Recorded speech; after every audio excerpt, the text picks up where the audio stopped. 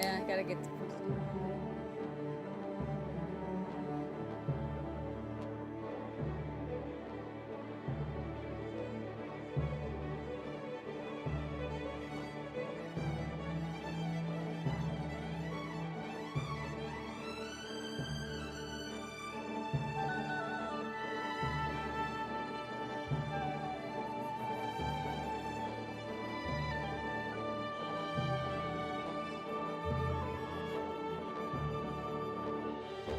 Community Development Authority will please come to order. Take roll call, please. Wayne Clark, Yes. Karen Gale, Yes. Don Niemer, Here. Mike Suter, Here. Jerry Mutter. Here. We have a quorum. We have a quorum. First item on the agenda is approve the minutes of the February 12th meeting. Is there any additions or correction? If not, can I have a motion, please? So moved. Second. All in favor, please say aye. Aye. Minutes stand approved. First item on the agenda tonight. Discussion regarding proposed Alice Yards residential development by land by label within the South 70th Street, West Washington Street corridor. Patrick? Mr. Chairman, tonight, at the last meeting, I kind of highlighted the land by label project that on 70th in Washington within the Alice Yards development. And tonight, we have the developer here, Ian Martin. We've been going, the past several months, going over different development scenarios, and we're to a point where I'd like Land by Label to present what the financial packages that they're requesting of the city and their project.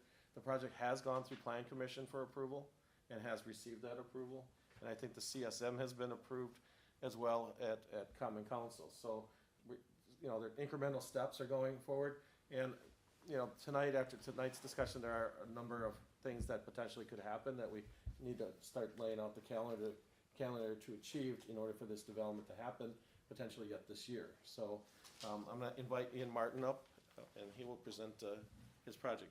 Now, we have a new screen here tonight without a mouse. So he'll be using our laptop to be able to do his presentation. But if something happens with the technology, we do have a hard copy. Would anybody like a hard copy, just for sake of purposes of putting notes on or anything? Oh, that'd be fine. Okay. Ian, you have the floor. All right, thank you. Well, thank you all for having me here. As Patrick said, we've spent a lot of time, we've been after it now since I think, on the TIF piece in particular, since probably October, working through different variations, going down parallel paths and refining cost and design. And so I'll get into some of that stuff. But I think the big picture question here is just, why are you asking for a TIF? And so that's what I'm going to focus on. You guys are very familiar with tax incremental financing, so it's a lot easier than some places we have to go to. So I'm just going to focus on the things that I think are critical to it. What's the revenue? What's the cost? And then I'm happy to answer any questions you guys have as I go. So this is the location. I think you guys all know that. I think the goal from day one in our very first meeting was we appreciated the importance of this corner. It is, for a lot of purposes, kind of a front door of West Allis when you're coming north to south into the city. It sits right next to Greenfield, obviously major east-west corridor. So we all embraced the sort of reality that this needed to be a signature building that had some really unique special features to it. And I'll get into some of those. Real quick, just running down the sort of summary of what we have here. It's 246 units. It looks like it's two separate buildings, but as you'll see, they're connected underground, similar to what I did at the West when I worked on that project. Just a good, efficient way to park the project. We'll spend some time talking about it, but about 50% of the units are studios and ones, and the other 50% are 2 bedrooms and 3 bedrooms. There's 2 different types of 2 bedrooms. There's big ones that are on the corner of some of the corners of the building, which are real high value, real attractive units, lots of glass and balconies. And we'll talk about why that's important. It's fully amenitized. It's hard to think about a signature building that doesn't have all the main amenities that tenants demand these days. If we want to achieve that kind of top of market, maybe even set the market in the rent, we really got to provide this stuff to the tenant. So it's all stuff you've seen before, and these are just some representative images on it. The clubhouse here is sort of sits at the intersection of the building. One of the ideas we had was it was really important to keep some pedestrian connectivity, not just along 70th and Washington, but also to get into the Summit Place office. So the idea was, how do we create a kind of special portal that would allow pedestrians to do it? There's the obvious pedestrian connection on the south side of the building by the dog park. But this portal is a unique feature, and so we flanked the portal with our clubhouse, so leasing staff, fitness center would be in there probably, club room, those sort of things. A roof deck, not technically, to be fair, a rooftop deck, but a deck at the top of the building. You'll see in some of the renderings, the idea is you just sort of erode the corner of the building and create your deck there. So the image on the upper right is a good example of that. It's a nice way to provide the amenity, but not incur all the structural costs that comes along with actually putting it on top of the building. It also means you don't have to look at a lot of the rooftop units and some of the ugly mechanical stuff that sits in the middle of the building. This is a little bit nicer to use than that.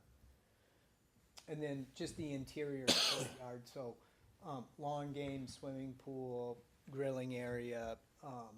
You can see in the images that the grades are adjusted a little bit. So even though you're in the interior of the building, when you're at the grill or the lawn game where you play bags, it sits a little bit higher than the pool.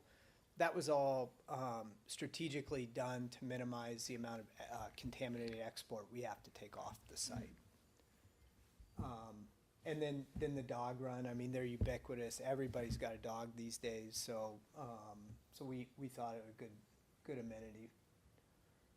So obviously one of the big components of underwriting a multifamily project, or any project for that matter, is what's the income that it produces. And so as we've had these conversations with the staff about the project and some of the city consultants, there is a sort of initial reaction, I think, when you look at this project about why is your rent so low?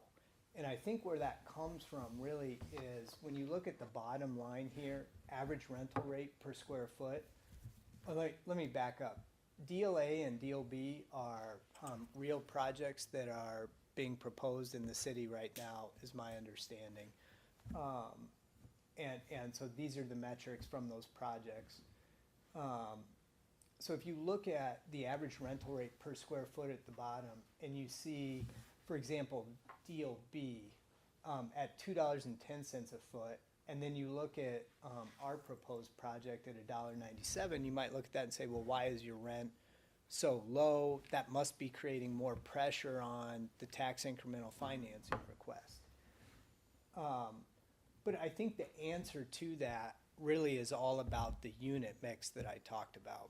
So we have more large units. So the square footage is more, which makes that per square foot rent number go down. But if you look at the average rental rate, what we just call the chunk rate, so what, and this is really what people care about, right? Because that's the check you pay every month. So when you look at that number, you'll see at $1,779, we're more than $100 higher than the comparable deal, Deal B, even though our per square foot's lower. So it's really just the byproduct of what I talked about. When you compare the unit mix between the two projects, we have more big units, 2s and 3s. We're very similar to what I did at the West, but different than these newer deals that the city's evaluating. I think it's a good thing for a couple reasons. One is just the amount of rental revenue is higher, right? So you take that average rental rate of 1,779 multiplied by 246, that's just more revenue into the project. Oops. I think the other thing I like to point out is a lot of the new projects that have been delivered in West Allis and are being contemplated by West Allis are really focused on small units. So not just a lot of studios and one bedrooms, but a lot of small studios and one bedrooms too. So you see, and this is going on all over the country, but you see a lot of, studio units now that are creeping down pretty close to 400 square feet. I think that's great. Those appeal to a important demographic of people. But I think what's been lost on some of the recent development is just the reality that there are a lot of important demographic folks that want 2 bedrooms, 3 bedroom units. So whether you're a young couple, maybe one of the two works from home sort of thing, an empty nester setup, there's just a young family. A lot of those people aren't going to fit into a 400 square foot studio unit. So I think that's a good thing. So then, why does it cost more? And just to frame it for you, those other deals, Deal A and Deal B, I think what I understand is that the hard cost for those projects was about $207,000 per unit. My project is at $226,000, $227,000 a unit. So the understandable question is why is yours more expensive? And I think the answer to that is there's several elements to it, but generally a lot of it ties back to just the nature of the project and what we're trying to accomplish. One of the very first comments we got when we met with Patrick and Sean was, you need to maximize the density of the project. And I think the idea of maximizing the density was really, one, it's a prominent corner, but two, that's how we create long-term tax value for the city. So figure out how to maximize the density. As part of that, we added, in some cases, 2 stories, in other parts of the building, 1 story. That generated the need for underground parking, and I'll show you some slides on that. But the other thing it did is it created the opportunity for a future phase 2. And you can see that I've highlighted it here. About 130 units. We did a fit study just to see if it was real, how much we could get in there. And so about 130 units. If you think about, there's a range, but just for sake of easy math, if we have 130 units and the average tax bill is about $4,000 a unit, we're talking about annual tax receipts from the second phase of, about $580,000 roughly. And that's all, the original proposal was using all the land. So that was a big change from the original project. I talked a little bit about how when we added the stories, that did force us to go into an underground parking solution. If you scan back to this prior slide here, we did analyze comparatively how our parking count compares to the other projects, and I think we're generally comparable to all the others. We might be a little bit higher, but again, I think I have to be on the higher end of reasonable because of the 2 bedrooms and 3 bedrooms. So it's just more likely that somebody that's in a 3 bedroom is going to have 2 cars than somebody in a studio. But we did make sure we were kind of in the realm of reasonable, I would say. What did I do, Sean? Did I go the wrong way? There we go, sorry.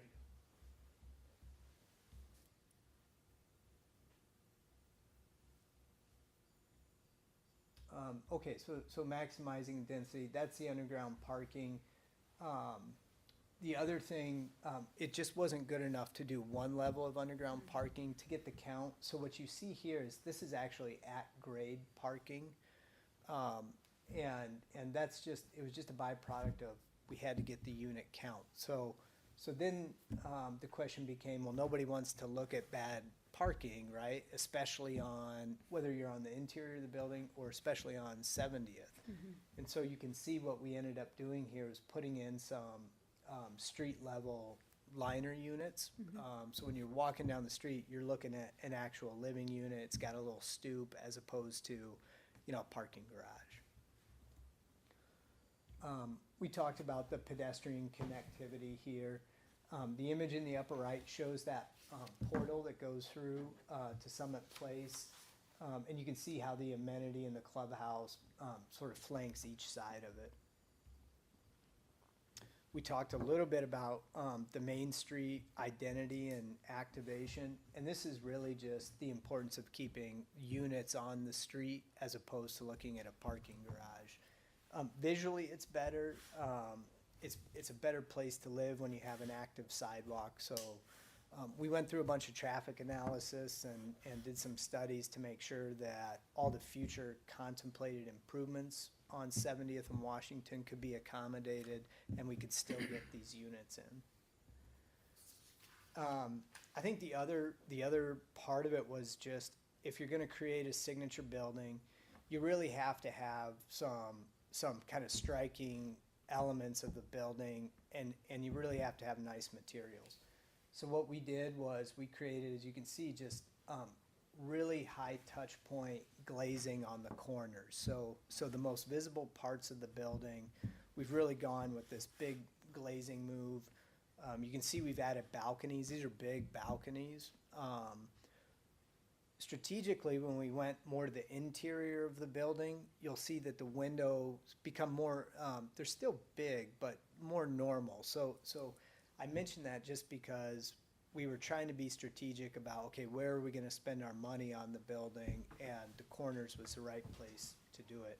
You can see the roof deck on that image on the upper right there.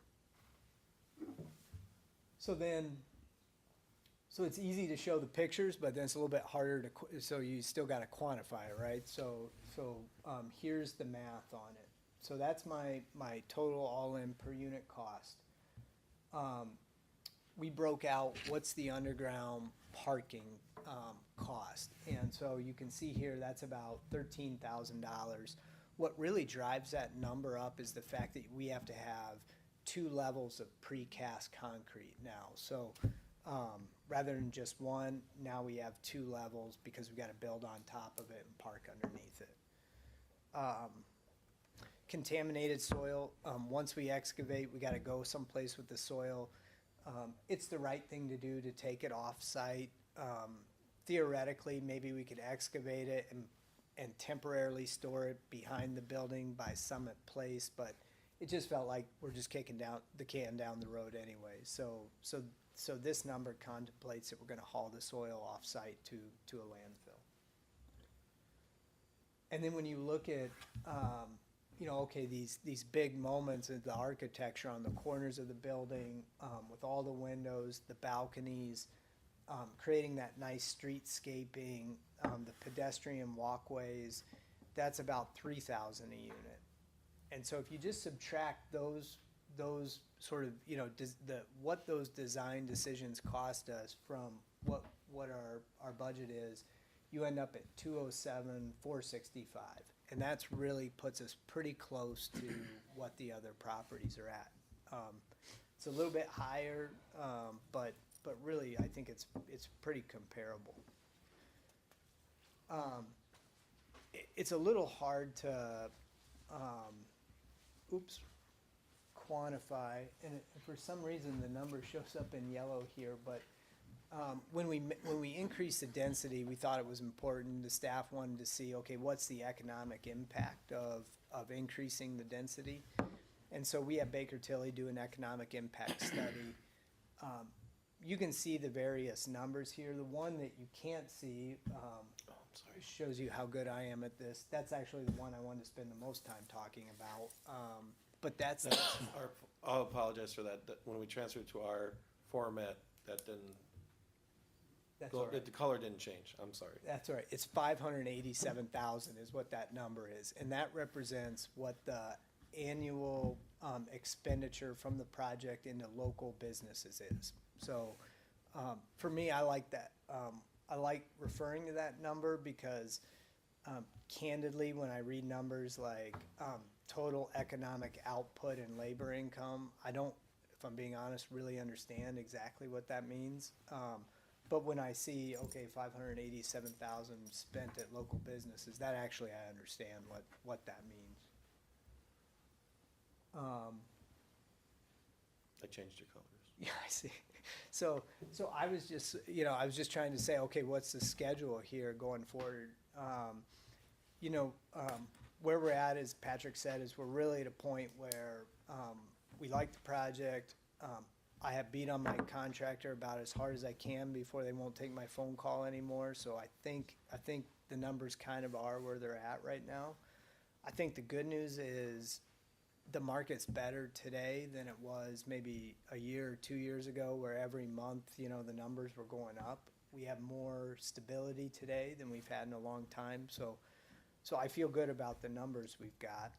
So really the next step is, let's get the construction documents, hard bid the project, and then go finish up the capital stack, raise the money. It's probably gonna be about a $15 million equity raise, so it's a lot of money. We can get it, it's just not gonna happen overnight, so we gotta work on it a little bit. If we can do that, that would put us in a position to break ground this fall. We'd be done then summer of '26, and I think we'd be fully stabilized by '27, spring of '27. So that's sort of the big picture schedule. That's all I got. Any questions? Does anyone have a question, sir, Ian, at this time? None? What are you contemplating the rents for the 2s and 3s? Yeah, so the 3s are, we're projecting $2,625. That doesn't include parking, or if you had a pet fee. Sorry, I'm just gonna scroll back to the rent roll here so we can see it. 2,625. 2 bedrooms are 2,100. That's a bit of a blend. So if you remember, we had some big ones that are on the corners and some small ones. So the bigger ones are more like 2,300. The smaller ones are more like 2,000. 1 bedrooms and studios. You can see the numbers. We did work with the staff to do a comparison, and I'm happy to provide it, where we looked at all the rent in the market, and then we applied a 3% or 3.5% growth factor to the existing rent in the market. If you think about it, right, by the time these units are ready to be leased, it's, call it 18 months down the road, 24 months down the road, so you would expect them to be higher. So when you compare the rent that I'm showing you here with the comparable rent in the market, assuming it grows at 3.5%, we're still at the very high end of that range, in some cases over that range. So these rents are anticipating that the market continues to perform the way it has been. How many parking stalls? I think I saw maybe 300 and some, I can't wait. Yeah, it was pretty quick. So 246 units, and Yeah, so if you look at the covered ratio, about 1.2 stalls, so that's underground. On the east side of the building, there is a big, in between the building and Summit Place, there's a big row of surface parking. That'd be great for, visitors or people that maybe don't wanna pay for, the underground's more expensive. And then we have a handful of surface stalls on the interior, really so visitors can come to the clubhouse and do a tour. So total 383, as a ratio 1.5 total and 1.2 per unit covered.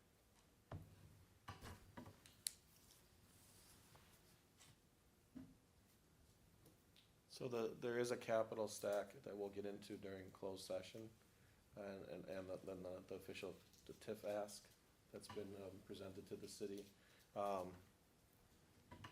the TIF ask itself is around $3.7 million in a TIF grant. And then there's a $2.2 million in EPA loan funds to address the soil. Being old, it's the old foundry portion of the Right. Hollis Chalmers site, so there are some historic industrial soil issues that need to be addressed. I mean, it could be slab on grade construction, but if you're gonna put underground parking to get the density, that soil has to be hauled off, as we all seen before in other projects.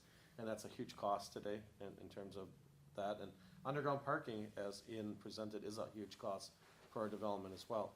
And then there's a pay-go TIF component that is estimated around $11 million, but we'll get into how that's all structured and then in closed session. What did you say the EPA was, 2 million? 2.2 million. 2.2 million. We're trying to maximize the use of the EPA program Yep, to help with yep, the environmental yep. costs, so. So the context, Patrick talks about it like it was, like we got to that, right away. But No. I mean, we really have been working on it since October, and we've run a bunch of different scenarios, testing each one of those, sort of, funding sources to see, what's the right way to do it. I know the city's got, other projects too that, we have to be sensitive to, so it was that's where we're at. That was the byproduct, I think, of a lot of testing and pro formas and Excel files. Right. I mean, the original presentation to us was the whole site with 100 and some units on it, if I recall right. About 160, yeah. Right, and it was slab on grade construction. So, this maximizes, land's our greatest asset for development in the city, so if we can go up, and the idea here is like 70th Street is our corporate gateway into our city to kind of do something very significant architecturally. And the kind of the inspiration is East Washington and Madison. If you've gone through that, it's gone through a renaissance, and it's, the developments are very signature in the way they, and Mr. Martin has incorporated the glass and the end cap type of construction elements into the project, so we do have that feel. And, getting more housing in this area is important. Now, you might recall, the development agreement with Allen Yards was 350,000 square feet of office. So this is a true pivot from what was in the original plan, but so has the world pivoted in terms of office space. Yeah. I mean, we can continue to search for those, and that could take some time.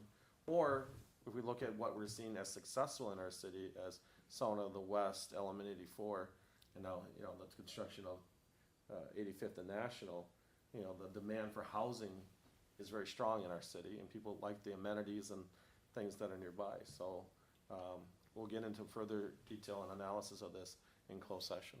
But I want to thank Ian for coming in tonight and presenting the project to the CBA. Great, Thank you. Thank you. thanks. Looks nice. Thank you.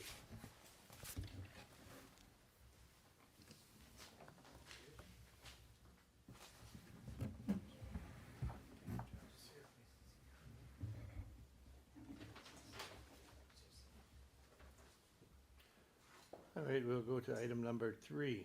Resolution amending financial estate consulting service contract with SB Freeman Development Advisors in the amount not to exceed $25,000. Patrick, you have the floor. Mr. Chairman, as you're aware, we go to SB Freeman for outside consultation on TIF agreements and development agreements with various projects and analysis of performance, et cetera. They've been working diligently on a couple of various projects that we have, whether it was 85th and National, this project as well, and going over the numbers and comparing in terms of construction costs, et cetera, so that we can provide you the details necessary to make an informed decision. And of course, every so often we have to come back and ask for additional funding for that. I'll move to approve. Is there a second? Second.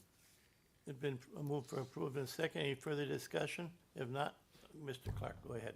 Patrick, how long do you think 25,000 will last? A month? No, it should get us to fall, at least through the next, as you see, we have this development to get through. I know 92nd and Greenfield is on the, is on the on the coattails Oh. of this one as well. And then as well as, Sona 4, or Sona 2, or the Lot 4 within Mark. That project is out there, but, yeah, I think we're gonna have other analysis coming, so. Okay, thank you. No further discussion, all in favor, please say aye. Aye. Aye. Nay, Oh, Opposed? I have to do a roll call. Oh, I thought, Yeah. okay. Wayne Clark, Yes. Karen Gale, Aye. Don Niemer, Aye. Mike Suter, Yes. Jerry Motter. Aye. Resolution passes. Okay, we'll go to item number Thank you. 4. Resolution approves sub-recipient agreement between the City of West Dallas and Milwaukee County for awards of 2023 federal home funds from the Milwaukee County Home Consortium. Patrick, you have the floor. Mr. Chairman, each year we have an agreement with Milwaukee County relative to home funds. Home funds are used to create, they're federal dollars that are awarded to Milwaukee County and West Dallas and Wauwatosa as a consortium. And those funds are for creating affordable housing. We've built homes in the past throughout the city strategic, we bought foreclosed properties and tore them down and built an affordable house. 92nd, there's a couple of images of it. This is one that we bought and tore down and built a new house at the site using those home funds, and that's sold to someone meeting the income requirements, etc. Do we make money on these? No, but the purpose is to create affordable home ownership in the city. It can also be used for housing rehab, and also can be used for home down payment assistance. And home funds can also be used to as an incentive for developers, whether like you're looking at Longfellow School or other developments to create affordable units within developments as well. The amount I think that's under this agreement would be over $500,000 in the partnership with Milwaukee County. This is an annual thing to approve each year our annual amount that we would get from Milwaukee County, and this is the agreement between the city and Milwaukee County for the agreement. I'd move approval. Second. It's been moved for approval, second. Any further discussion? You need a roll call vote for this? Yeah, I'll do that. All right. Second. Patrick, please take your roll call vote. Wayne Clark, Yes. Karen Gale, Aye. Don Niemer, Aye. Mike Suter, Yes.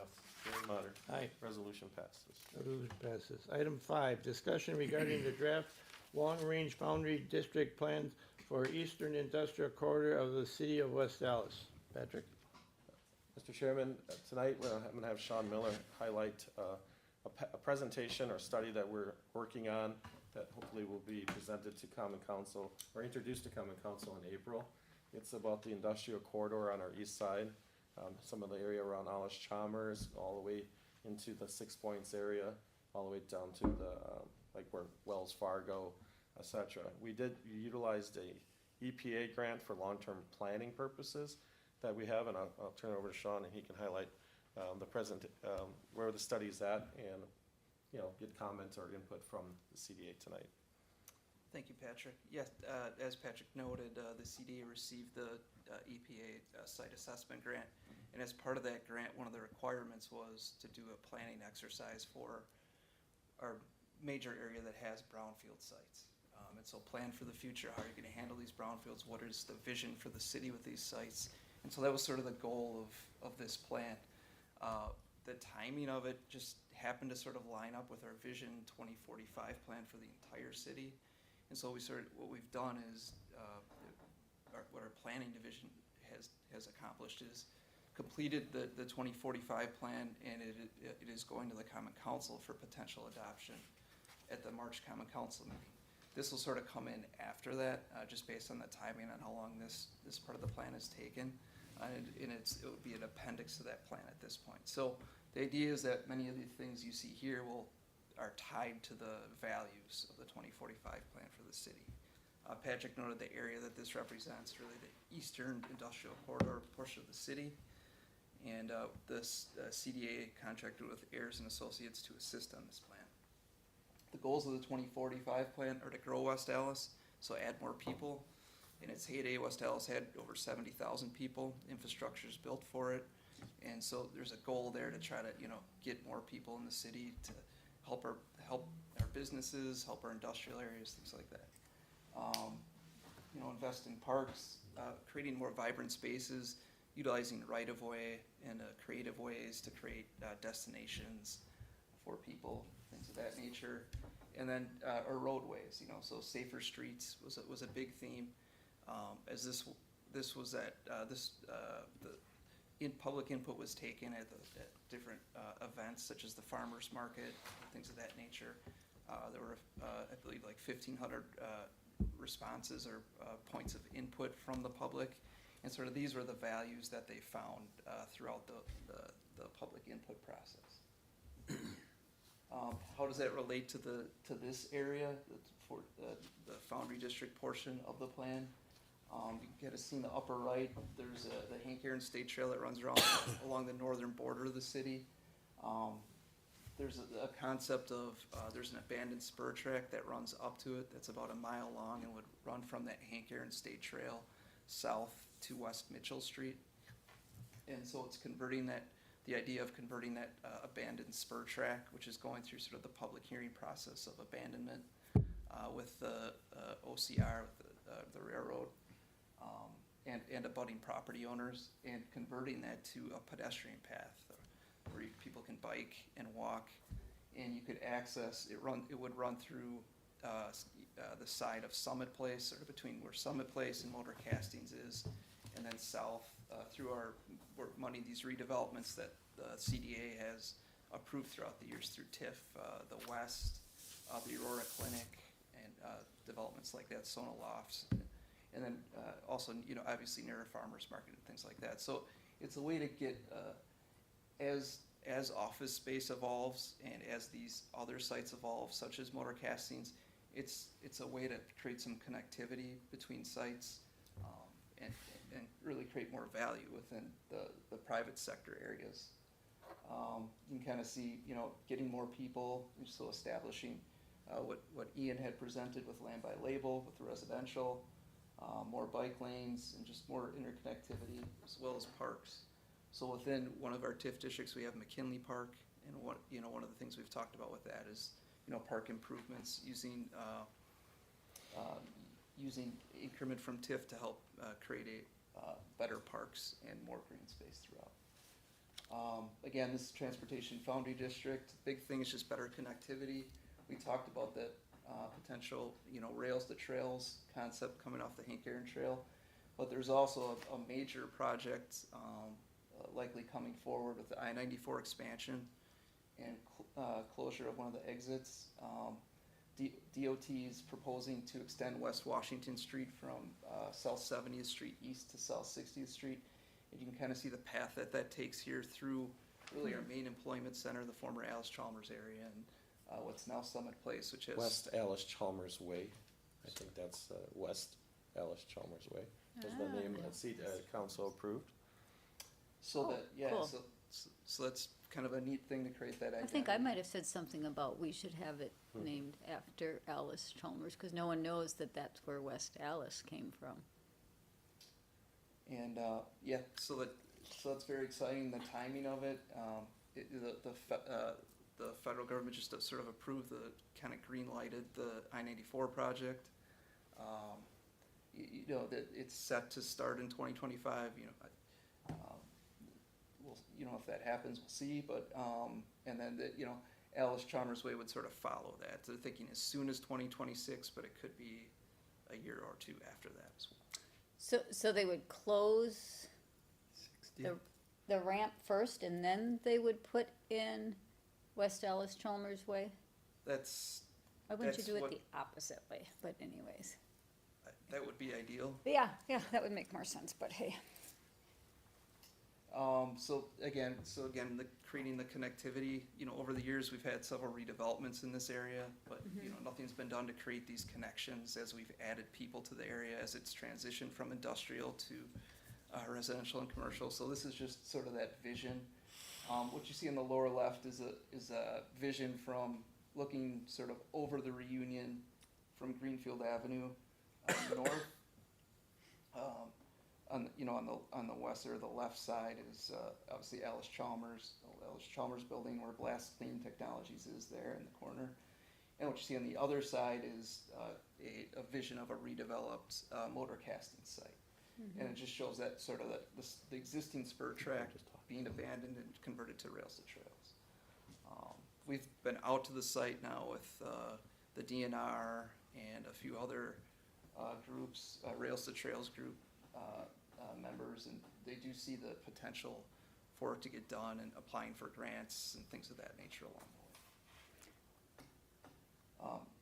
Parks and open spaces, and we kind of talked about, McKinley is an opportunity to create an improved park space through the use of tax increment that comes in.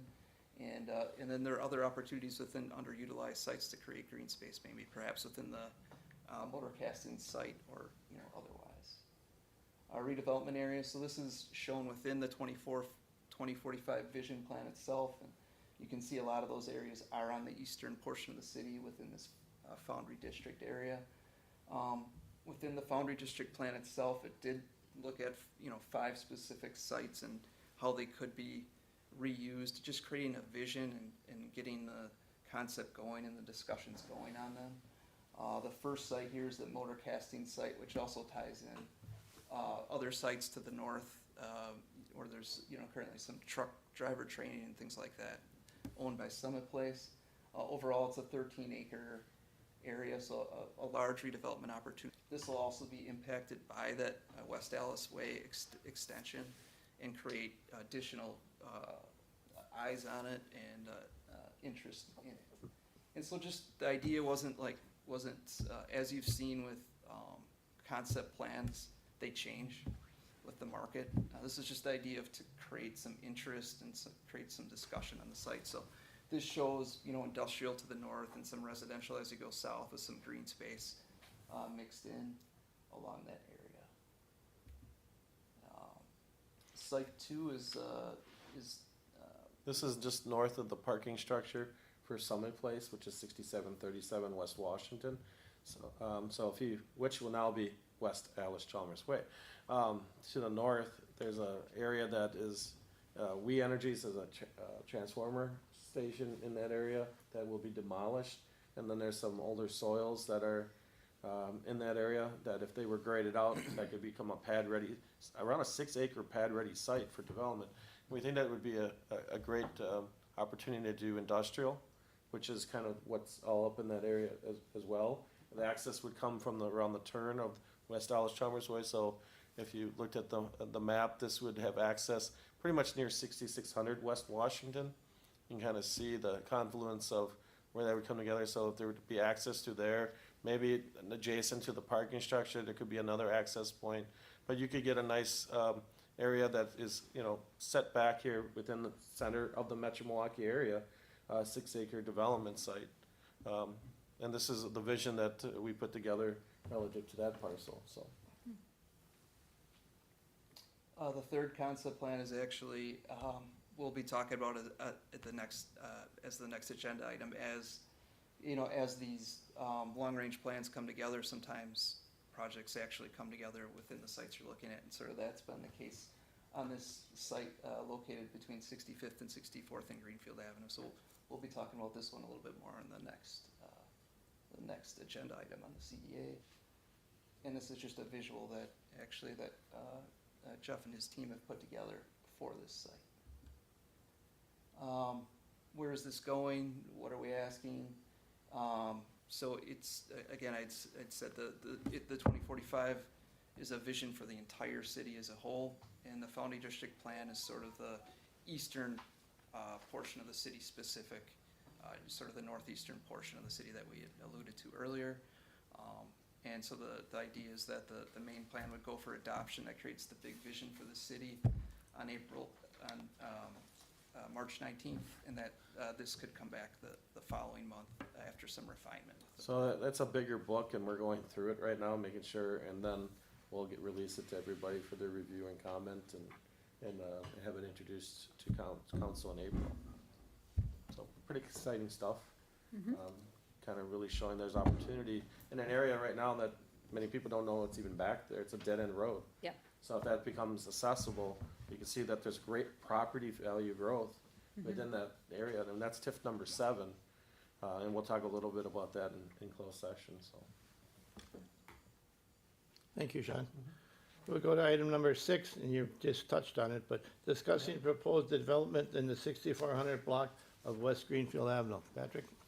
Mr. Chairman, tonight I'm just asking for some direction relative to the 6400 block and for pretty much the directives to, take the project to the next level. Jeff Hook is here. He represents the development group, and he'll provide any comments or answer any questions you may have. Essentially, what's proposed, it's the CD-owned land of the former Spotlight Lounge and the Crawdaddy site. And we're working on the terms of the development agreement where the developer will buy those sites from the city for $1. In exchange, they will demolish those buildings as well, incorporate that into the development. The second part of this is where we need to communicate to the common council or to the city, is that there's a public space on the corner of 64th and Greenfield. So that's city-owned, as well as the parking lot is located just to the north. The parking lot that's located to the north of the Spotlight and Crawdaddy's is part of the development area and owned by the CDA. So one half of the area is CDA, the other half is city. So our recommendation is that the public space be transferred to the developer or sold for $1, as well as the parking lot that's there as well. In exchange, there would be a land transfer after a new park space that's developed, and that's incorporated into the site plan. Things that we're reviewing within this are the alley. Right now it's a T alley, so it goes east-west, north-south through that alley. Is there a way that maybe that could just be an L? We don't know. We're working on that right now, just in terms of that.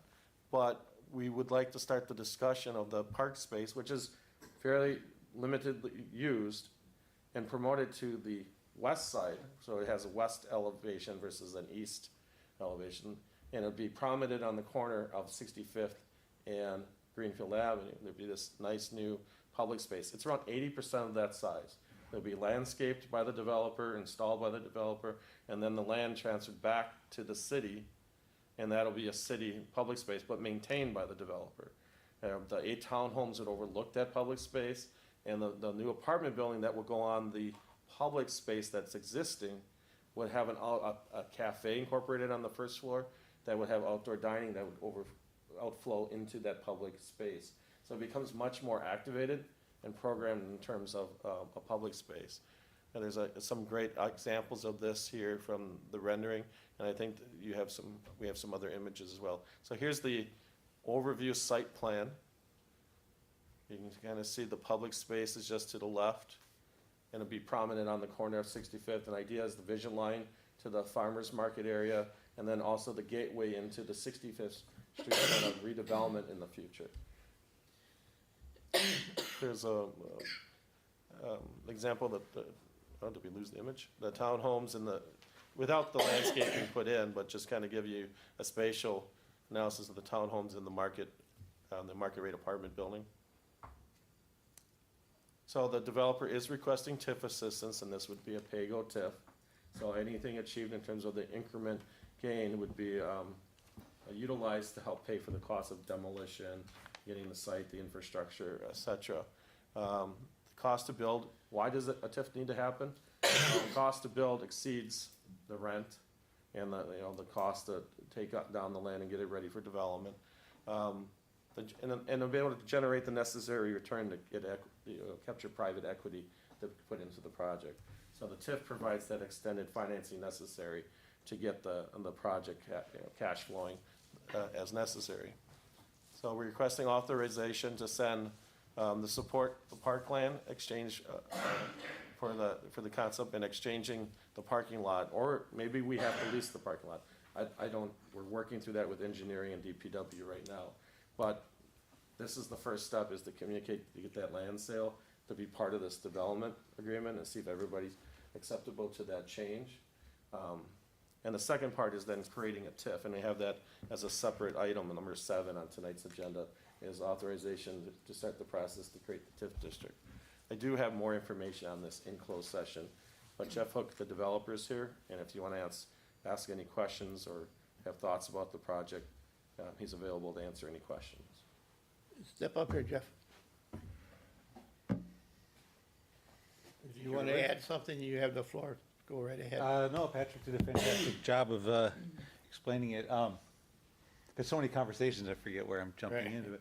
But yeah, we're really excited about this park because we think, certainly there's a value in having that park in that location. We just feel like if it's reoriented, activated with the new residential and the new retail space outletting into it, and the connection 65th Street actually goes through to the park, to the farmer's market, whereas 64th, I think part of the problem is 64th dead ends right there.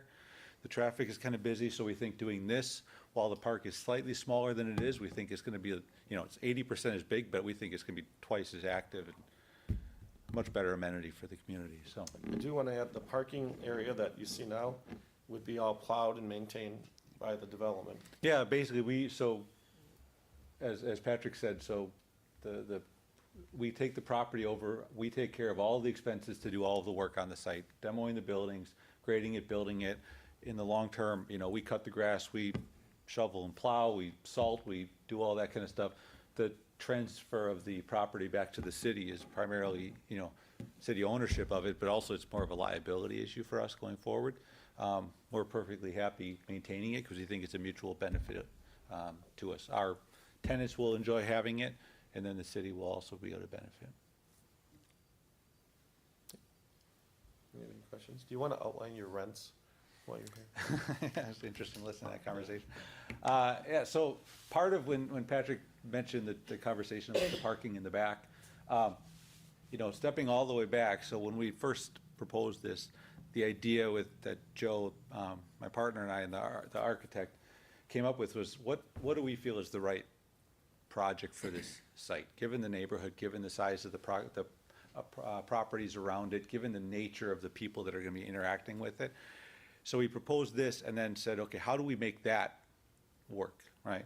So it's difficult. I mean, I could regale you with all the missing middle literature. It's fantastic, but the challenge is the upfront costs and the ongoing, the financing of it. So what we're able to make work is if we could get the property, again, no city outlay of money, but we take care of that, and then the property taxes, it does help connect, right?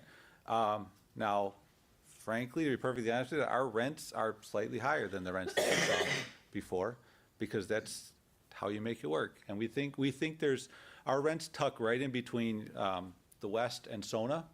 Size of units, nature of units, rents, we're tucking right in there. We feel like that development has created gravity, has created a market, and we're looking for 19 units worth of people who want to live in a little smaller, unit. Community, the park, just kind of, the townhomes that they don't have there. We're confident of that. It is a little challenging when we're out there literally every day. I've got a folder full of things I'm working on. How can I save this money? How can I save that money? How can I make this thing work? And it's going to be a little challenging when you listen to somebody offering a Mercedes and selling it for my Honda price. It's kind of difficult to listen to, but I like all the stuff that Patrick is saying about the development. The East Washington, having grown up here and having certainly a lot of love for the community here, I love that idea. I think it's fantastic. I think it's long overdue for West Dallas to have that identity.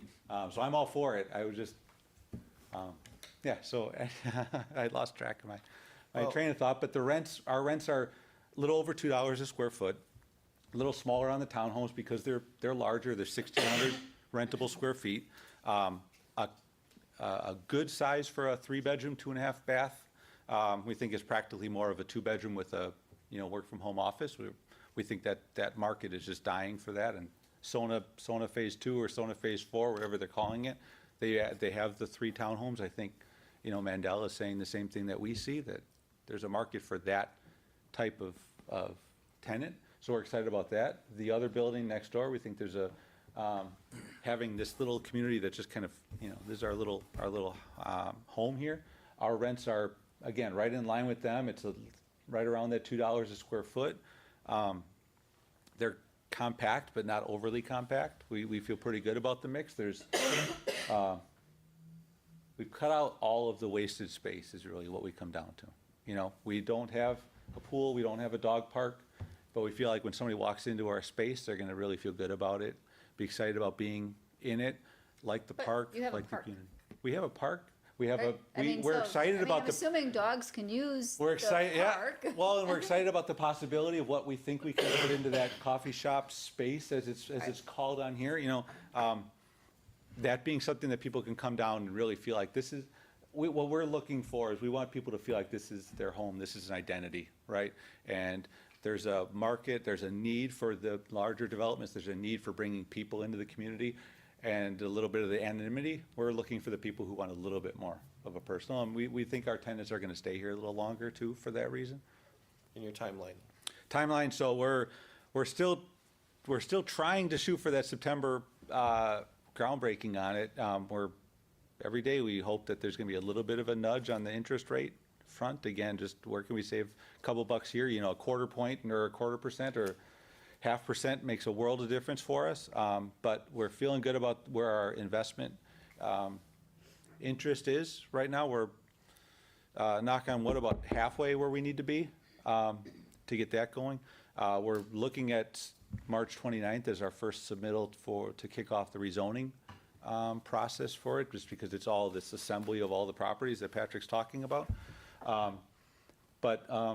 Yeah, so if we can get this thing going, if it kind of breaks loose, we can get in the ground September, October. We're looking at finishing it up right before Christmas of next year, and renting it out and filling it up, you know, coming into the first of 26 already. It's kind of weird. So the project has around a $7 million budget, and they're requesting a PAYGO TIF in the range of $1.5 to $1.6 million. And we have Ellers ran a model on that as well.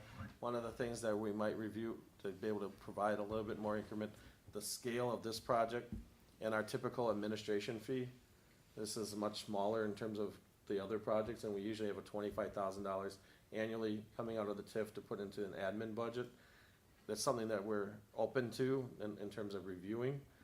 But if we make, as we show here in a minute, the outline of the proposed TIF district, maybe we do need that there, but it just really impacts the increment available to the project and trying to get to the level of returns that this project needs to achieve. So, Yeah, it's tricky. I mean, our property taxes, you know, give or take $145,000 a year, so Right. 25,000 is a big chunk versus, you know, a development that's got, you know, they're talking about 6-7 times as large as ours. So administration fee, like Mandel's property is the same administration fee in the model that ours is, and that's 4 properties. so that's just something I wanted to share that we're reviewing. I don't know if you have any questions of Jeff. Is there any other questions of Jeff? No, well, thank you for Thank the you. presentation. Thank you, everybody. Thank you. Say hi to your mom and dad. I actually just saw my dad about an hour and a half ago. He took my younger son to the driving range. Oh, It is a nice night for that. all right, then we'll go to item number 7, resolution authorizing the executive director to prepare a plan for the creation of tax increment district number 206400 block of West Greenfield Avenue plan. Mr. Chairman, I know we talked about this in the past, but this right here outlines a conceptual model of what the district would look like in terms of a TIF. This is picking up the Crawdaddy's area, the park space, the parking lots, proceeding west to the 6500 building on West Greenfield Avenue. And then there's 2 buildings to the north of that is part of the former motor casting site, but were privately assembled. There's a private individual that bought the warehouse building and the office building, currently vacant, but getting the position that they could be occupied and improved. And then there's a parking lot that is adjacent across the street that we incorporated into that district. Could this district be amended in the future? I know we've talked about a broader area that could be done, but this right now is to stay focused on 6400 block of West Greenfield Avenue. But this is the proposed outline of that TIF district. So then where is, because motor castings is just to the north of that, right? Correct, it was bifurcated. Okay. You can kind of see like the old footprint of the building on the north. Okay, yeah, just hanging out there, Yeah, yeah. that's been all demolished, Right, but it's right. owned privately, and So that's right now not in a TIF at all? that is not in a TIF district. On the north end of it is. It is in TIF number 7. Oh, okay, So that land to the north is around 6 acres or so of the motor casting site, and then if it was assembled with the truck training area, you could get into a larger site. But the north end of motor casting is a separate parcel, that is in TIF 7, and then the sliver that's like the L comes down 6500 street, narrow strip that's Yep. on the backside of the old Alice Chalmers site, so. Okay. You can kinda see So, them. so would the thought process be at some point, if it warrants it, that you would amend the TIF to possibly include that or something? Or if we got, positive negotiations or positive looks Okay. for development, that is an area that could be, Expanded? or a separate district. Yeah. Okay. Here are the values of, so 6,500 is assessed today at 232,000, 395,000 for the warehouse building, and then 113 for the office. That would be a base value, so that they pay taxes as those Right. values. Right. Anything above that would be utilized to help spur development in this area.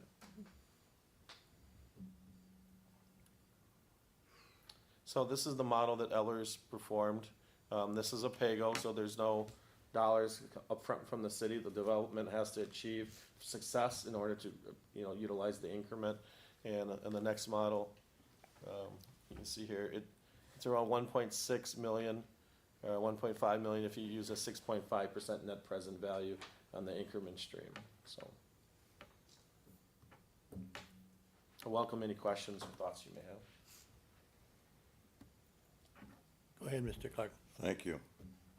With two potential TIFs in play, the one for land by labels and this one, So land by label is an existing TIF, that's within TIF 16. oh, So okay. that one would, we'll go into that in closed session, but that would utilize the increment gain within that existing TIF. All right, that's I fine. don't know if that answers your. That answers the question, thank you.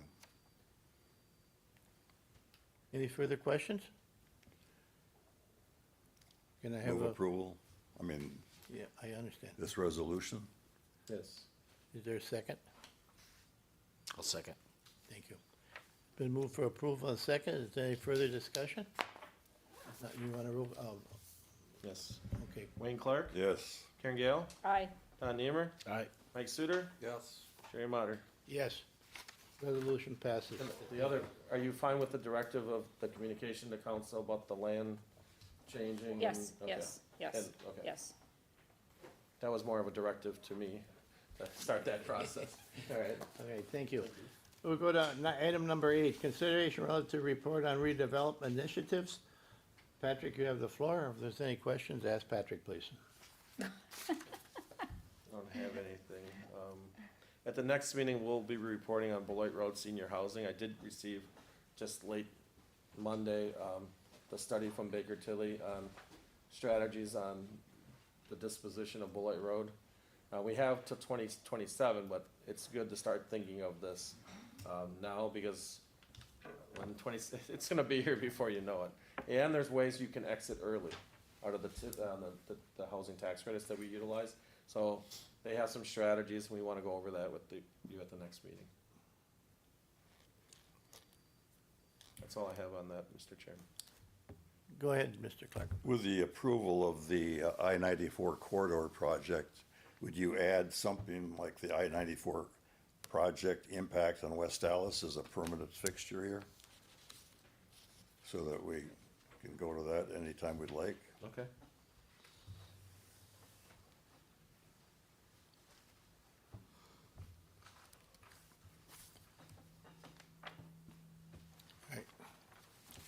No further discussion, then we'll continue. For agenda items 2, 5, and 6, the committee convened in closed session pertinent to the provisions of section 19.8.85/1/E, the state statutes for the purpose of delivering, investing public funds whenever competitive or bargaining reasons require a closed session. This committee can reconvene in open sessions after completion of the closed session to consider the balance of its agenda. Can I have a motion to go into closed session? So moved. Second. Been moved in closed session. Would you take roll call, please, Patrick? Wayne Clark, Yes. Karen Gale, Aye. Don Niemer, Yes. Mike Suter, Yes. Jerry Motter. Yes. We are now in closed session. Thank you. Patrick, you have the floor.